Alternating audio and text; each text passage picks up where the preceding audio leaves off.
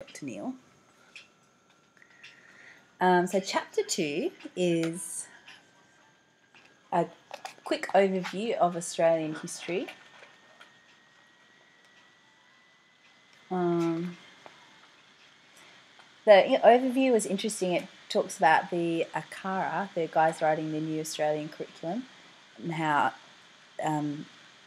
there's going to be the Indigenous voice is going to become more central in the way history is taught in Australian schools to Australian kids. Go ACARA. Okay, the rest of the chapter is basically a timeline of Australian history. How do you reckon you say that word? Autochthonous? Autochthonous. Dr. Neil, maybe you can bring us up and tell us how to say that word. I was going to say write a comment, but that's not going to help us. Autochthonous. So the concept that we have always been here. An Indigenous perspective on the origins of Australian history. A really interesting quote, which I'd never really considered, was on page 19. Taking these stories out of the country in which they were made and using them in another context is really only something that non-Aboriginal people would attempt to do. And I was like, yeah, I do that all the time. I don't really connect stories to a place so much, but try and just work out the story for just the story's sake. But that's really interesting. And another key concept, Aboriginal people see themselves as an effect of the land rather than a controller or let's change that to or manipulator of it. How we view ourselves in this world is an important part of our epistemology, or the way we make meaning. So those two things there, I think, is really going to affect how you make meaning. So if the teacher's making meaning in a different way to the students, some things are not going to transfer well. Okay, so then another story, origin story 2, the Western one, based on science and data and technology, empirical evidence. Reckons that Aboriginal people came to Australia from Southeast Asia. And these two different perspectives will kind of give away your epistemology or how you construct knowledge. Okay, starting with the timeline. The Macassans. Yeah. These guys were first non-Indigenous people to come to Australia, and they were fishermen from Sulawesi, Indonesia, and they came to fish for cucumbers, I think. And the basic gist, though, was that the relationship was negotiated. It was not like they came and oppressed and stole and raped the land. They came and took something, but they also left some technology, and they came and went. They just didn't come to stay. So then, 1788, Australia was discovered. What? How could you discover a place when thousands of people have been living there for thousands of years? But anyway, Captain Arthur Phillip landed on January 26, Australia Day, Jay's birthday. Oh. Australia Day. The land belonged to the Cadigal clan, and he claimed he had discovered a new country.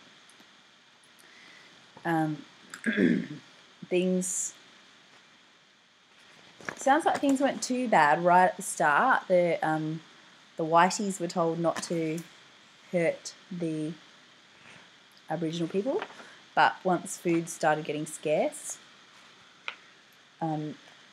what people really believed started to come out, and that was that the colonials thought that they owned the land and the food. Things got more and more violent. Okay, so then the government policies started, and the rest of this chapter is kind of going through all these government policies. The protection era. So Aboriginal people were considered wards of the state. There was a chief protector of each state, and that person got to decide if Aboriginals were allowed to marry or not. He would also decide what happened to the children and which children got sent to institutions. Miscegenation, which is Indigenous people with a non-Indigenous person getting married and having kids, was highly disapproved of. And children were taken, and this is where we get the stolen generation, and put into special homes. I just find it. So the one in Perth, the New Norcia Mission, and here they would try and raise these children who had one Aboriginal parent and one non-Aboriginal parent, and they would try and make them white in these homes, presumably thinking that was the best for them. And it was considered that their Aboriginality could be bred out of them.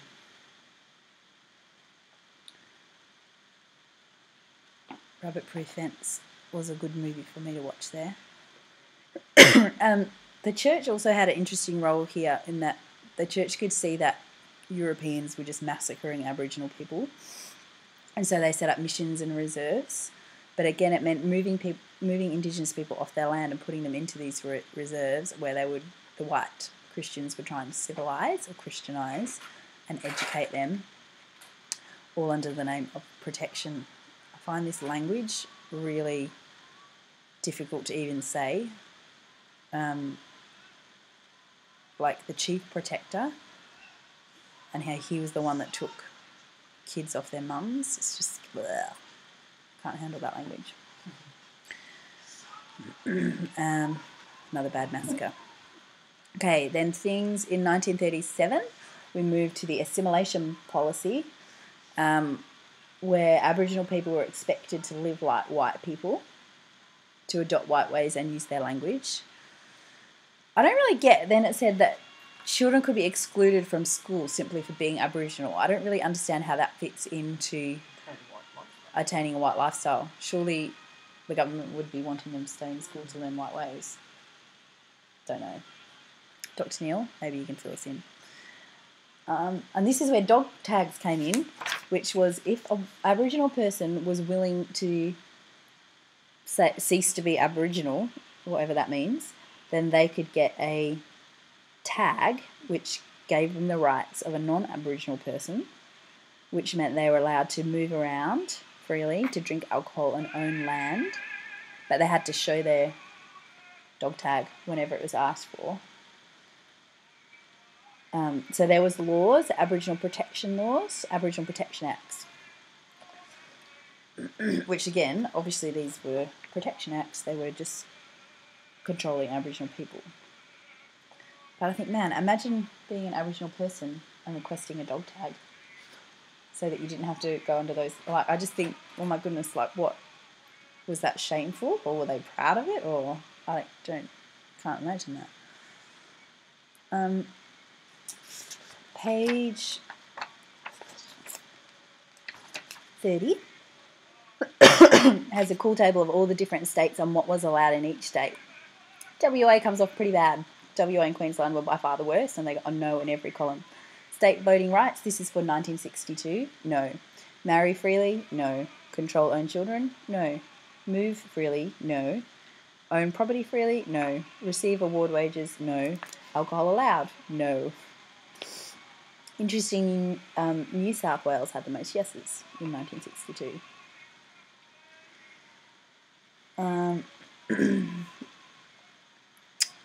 We have the...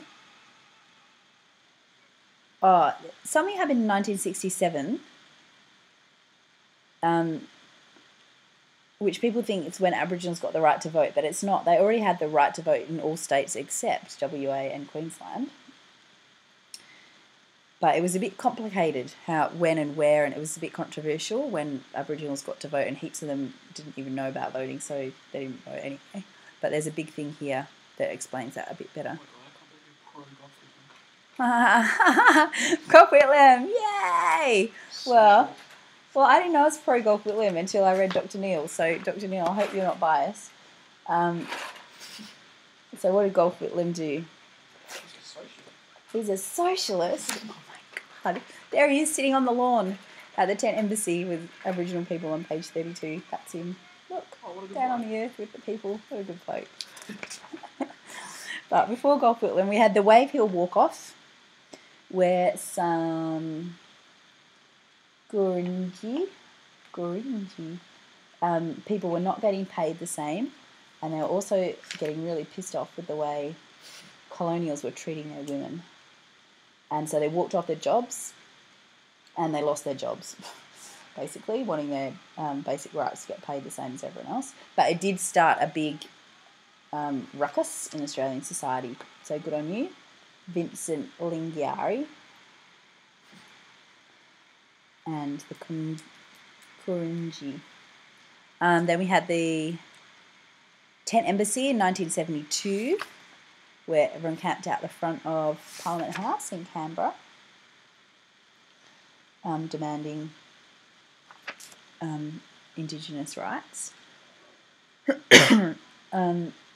And self-determination came with Gough Whitlam. The Labor government swept into power in December 1972. The Prime Minister, Gough Whitlam, stated that his government's policy was to restore the Aboriginal people of Australia their lost power of self-determination in economic, social and political affairs. And he started doing lots of stuff, like the first Land Right Acts. He got more Aboriginals in actual positions of power and increased spending sixfold on Aboriginal affairs. Why is that stupid, Tyson? Because they're in debt. Because they're in debt. And didn't he make tertiary education free as well? Did he? Yeah. Is that why I'm going to uni without paying for it? That's why he got yeah. Thanks, Golf. Appreciate that. Okay, outstations. Didn't fully get that, but it sounds like Indigenous people are still living there now, and I think it seems like they like it. Okay, so Murray Island, this tiny little dot, the very, very north east of Australia. Basically, Eddie Mabo said the whole concept of terra nullius was crap, and that how could you say that no one owned the land? And he basically said, my people have owned this land forever, give it back. And he won! What? He won. Mabo. What year was that? 1996. That was huge. Then Paul Keating gave the Redfern Statement, which was starting to have some sense of honesty of what has actually happened with Indigenous people. And then the big, the 2007, the apology to the stolen generations, where the government took full responsibility for the forcible removal of children from their parents. And which brings us to our current policy of closing the gap, which Dr. Neil hasn't really got into here. Was it Herbert? No, Jean Phillips in the Reader talked a lot more about that. How is that maybe arrogant, saying that how white people live should be the goal for how Indigenous people live?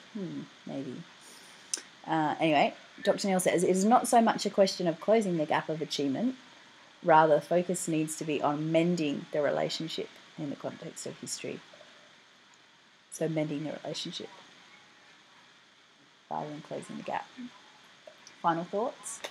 Got 30 seconds. No. Yeah, and then YouTube videos can only be 15 minutes, but we have to watch this video. We'll have to do another one. You've got 20 seconds. What do you think, Tyson? If you're an Aboriginal person, would you just be like to all white people, can you please just leave? We don't want you here. Or would you be like, thank you for bringing technology? I'm getting special treatment from the white people. Like, I get like school cheaper, like Aboriginal Indigenous scholarships and all that special treatment that they get. 15 minutes. Bang.